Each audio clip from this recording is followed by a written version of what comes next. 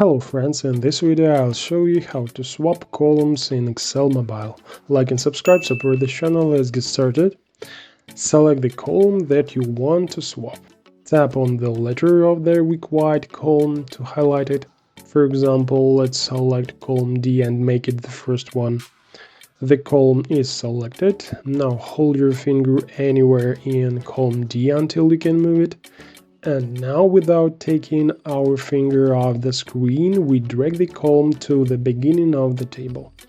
And the green line will help you understand where the column will be inserted.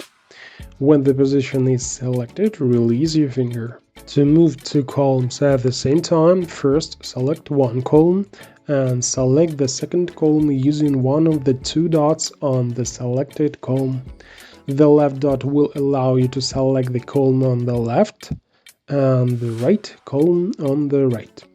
And when the columns are selected, hold your finger anywhere in the selected columns and drag them to the needed location in the spreadsheet.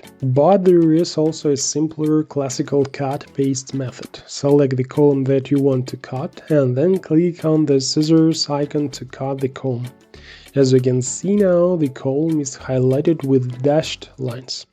Next, select the column in front of which the cut column will be inserted and scroll the pop-up menu to the left to see additional functions.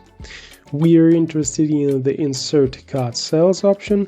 We click on it and the cut column is inserted.